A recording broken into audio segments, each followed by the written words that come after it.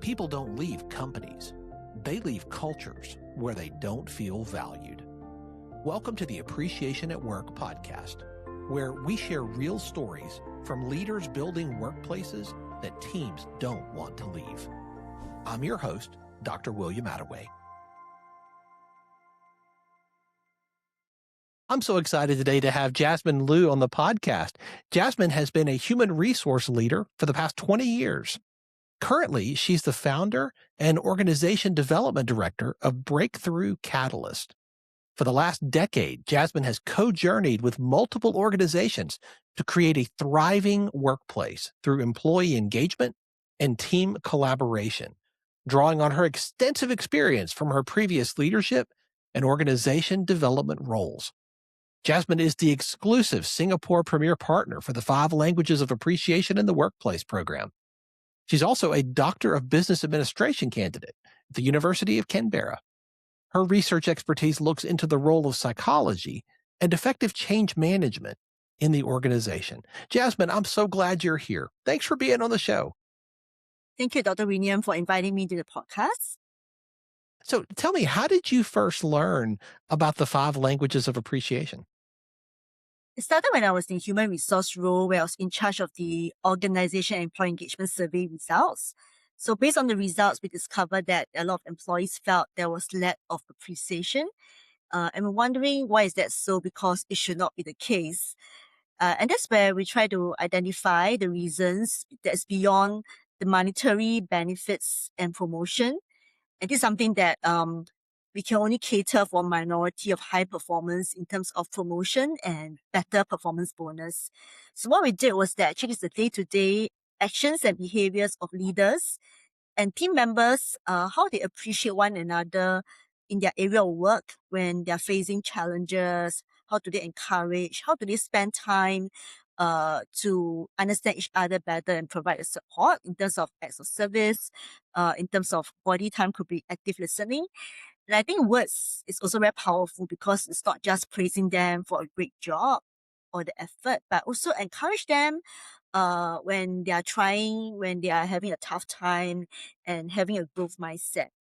And I think the other part is also the gifts. I think it's beyond just the monetary benefits, but those items that you give to your team members when you appreciate them for their job. I mean, Singapore context is quite common with your food, and some kind of items that's personalized.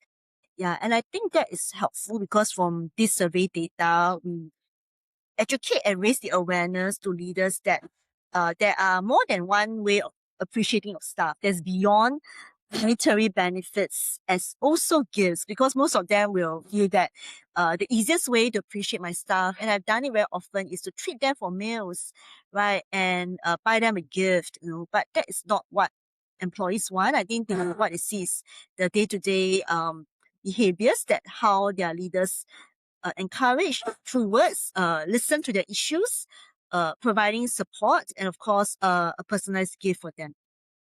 So when you were first introduced to this concept, what was your initial reaction? I was very surprised in the sense that, hey, that is the aha moment that we are always trying to solve, because we know we have limited budget and not everybody can be promoted. Financial rewards depends on the financial health of the organization and economy. So when we found out about the 5 languages, that gives us a beyond where the monetary limitations are, because where promotion or monetary benefits benefit only a minority of people, but the majority could feel neglected, or even awards is based on certain criteria, and that may be only for a minority as well. So I thought that when we discovered this, it's also how leaders can play a key role in their interpersonal relationship. I think it's so important because now everywhere is AI driven slogan. We are very fast paced and we lack the human touch. I think we should be more human being, right? And that means that more humane in the way of how we can appreciate someone. So I think the clear distinction comes about recognizing the difference between recognition and appreciation, because it's always confused. Because recognition to me is about results based, right? There's some kind of KPIs, results has been proven, key performance indicators have been met. Yeah, one of the best performers or top performers. Yeah, but for appreciation is not results based, but rather is very personalized, and you really truly want to appreciate the person for who they are, what they do, as well as showing care and concern by listening and understand what kind of help they need. So, Jasmine, you mentioned AI, and, that is such a rising force in our world today in the workplace. How do you believe appreciation at work plays into the rise of AI? The AI is very fast paced, and I mean, in Singapore context, we have 4 generations. We have multi-generation workforce, starting with the silver gen, about 60 years old and above. The Gen X is about 46 and above. The Gen Y are the millennials, about 30 and above, and of course the Gen Z. And all of them have different technological skills and exposure. So the younger workforce, definitely AI is something very easy for them. They're exposed to it every day, their tech and digital skills. So I think when it comes to change management, when we want to drive AI adoption, we want our staff to upskill themselves in AI skills and Yeah, integrate this into the workflow. I think first of all, you can use words of affirmation, and words of affirmation doesn't mean that you only appreciate or praise someone for a job well done or they achieve certain results or success. It's also by encouraging the people who are going through this learning process, who may face some learning anxiety, and how you can encourage them for making effort to learn, to try, or having a growth mindset, to continue to upskill themselves.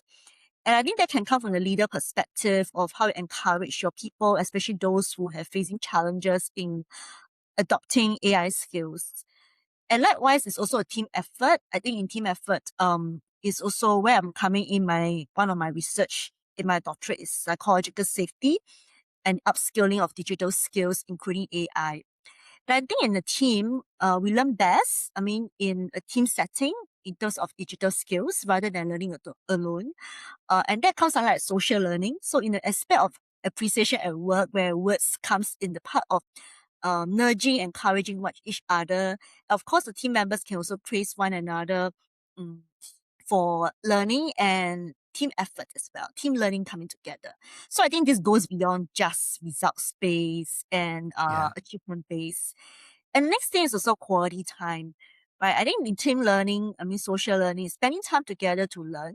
So that's where in a team setting, we can dedicate time to cross train and help some of them who are struggling with these skills. So good. this could be reverse mentoring in the team setting. So those who are more tech savvy and AI savvy could spend time to be focused and practice active listening, empathetic listening, to acknowledge their feelings and concerns. And that's where how you can move on to help them. I think there's always a misunderstanding that quality time means quantity time. It doesn't mean quantity, that means hours of meetings. Even whether the leader have a one-to-one conversation or the team setting in the team learning, it's about being focused and giving our attention to the person rather than multitasking and not listening. So for instance, like in a leader, right? The leader can play the role of check-in, spend quality time with employees who face more challenges in overcoming their fears and learning anxiety, to actually practice active listening, to identify their feelings, what are their struggles and challenges, of course, how to help them. This can be a check-in conversation or coaching conversations, all right, and providing some developmental feedback. But for team Mhm. setting, I would say psychological safety, where people feel safe to raise Yeah. their hands, to share their concerns, to ask for help, and raise issues that they face. So that requires quality time for the team, to let them feel that they are not being ignored, judged, blamed, or punished when people raise concerns, ask for help. And that's why acts Mhm. of service to me is not a standalone. You really have to spend time to know what your people want. For instance, for leaders one-on-one, that's where after your check-in and coaching conversations or feedback, you realize that, hey, this is the personalized help that my team Yeah. member needs, right? What kind of concerns they face? How can I help them? How can I elevate their issues? Maybe I have some buddy system, or after listening to your concerns, what can I do about reducing that pain points or addressing their concerns. And for team settings, the same. Acts of service is also where people feel safe that I can raise my hands that I'm overwhelmed, I need help, I made some unintentional mistakes while using the AI tool or AI process. I can feel safe to share this so that we can learn and can help one another. And also, I can raise my hands to ask for help for people who are more competent. I think it's very important because in my research, I also realized that for mature workforce, mid-careers, which are 40 years when above in Singapore, there could be certain face value, right? There's afraid that I'll be judged that I'm incompetent. And despite my age and seniority, I should be seen as I'm at my best and I should not be feeling let down. But I think in acts of service and quality time, which goes very well with psychological safety plus words of affirmation, I find that will help people to be able to we need to share because there's no fear of being judged, ignored, or blamed. I think that's where acts of service can be much more effective and personalized. And lastly, for me, is the gifts, right? So gifts, I mean, in Singapore context, we have 4 racial harmony. I mean, we have racial harmony practice, and we also have 4 races. We have Chinese, Malay, Indians, Eurasians, and we are also very cosmopolitan. Right? So that's where food is the melting pot. We tend to have bonding sessions, where we mingle around, interact, with each other, despite we're from different age group and nationalities.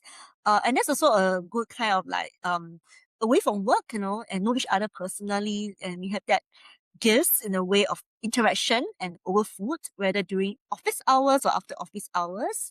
And that could celebrate some milestones, success that we have learned.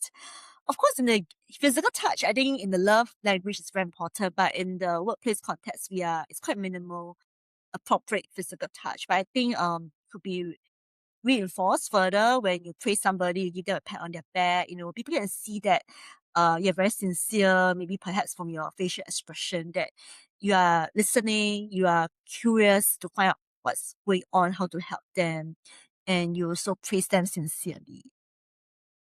That's really good. Creating an environment of psychological safety is so important. And I think leaders often lose sight of how critical that is to a high performing team. I love that you brought that up. Jasmine, let's talk about you for a second. Like, what appreciation language resonates most with you personally? Prefer acts of service because I prefer someone, my leader or my team members, to solve my problems, provide practical assistance. And that's also what I tend to show to my team members, because what you prefer, the language of appreciation, is also what you tend to provide. So there was some assumption that happens because my early careers, my leaders were very developmental. So they always give me a lot of career development opportunities, attend training, give me a chance to try on stretch assignments. And I feel appreciated and recognized that, hey, that means my leaders trust me. They feel that I'm competent. They want to grow me in my career. Because I actually feel that was great and I appreciate their efforts and their intention. I also apply this to all my team members. But sometimes it backfires because not everybody prefer acts of service. And acts of service also requires us to understand what specific acts of service they want.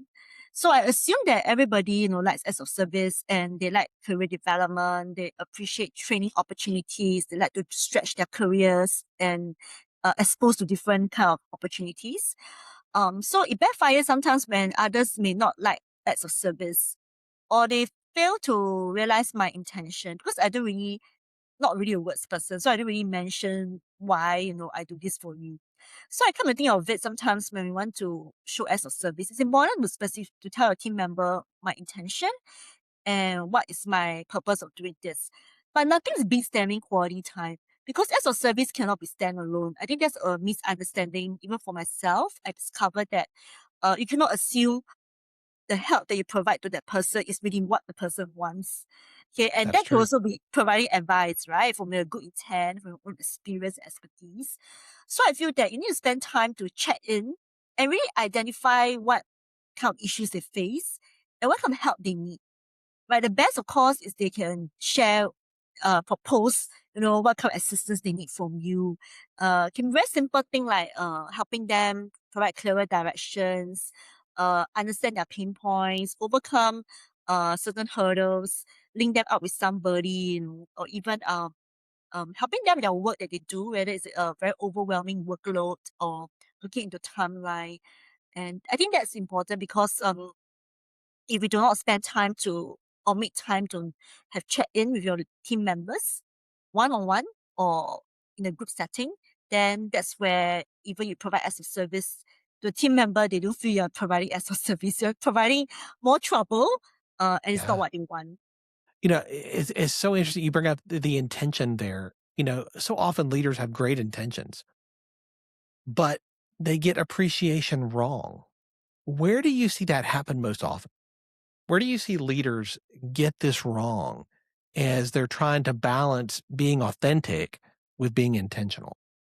Yes, again, assumption because what makes you feel appreciated will make you feel that this is also what would make others feel appreciated. Yeah, that's That's good. also our preferred language. So it's something we are comfortable to do. It's our comfort zone. It's our strength.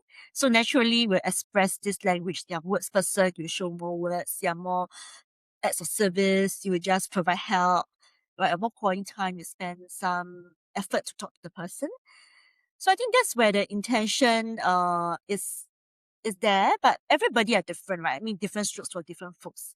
And that's where five languages identify everybody's preferred language of appreciation at work. So I always encourage leaders to not to assume or make a second guess. You need to Mm, use that profiling tool. I mean, it's objective. I mean, it's a lot of data points, which is the motivating by appreciation inventory, the MBAI, to really identify each of your team member and your leaders, what kind of language appreciation they prefer at work. So there's a primary language, the main language, and the secondary language, as well as the least preferred language. I think when you know good. this, then you can work more intentional as well because you really have the data points. For example, yeah, this person's more words, so you need to be more um deliberative and make an effort to be more words. But of course, some leaders told me it's very tough, right? I mean, it's not their natural strength. And does that mean unauthentic? I think it's not about unauthentic, but rather being authentic. Because you know that since I know your language appreciation, I will do my best to show the appreciation. Of course, it may not be perfect. But I think that's where in a team setting, when we do team bonding, we also let team members realize that your leader's language appreciation.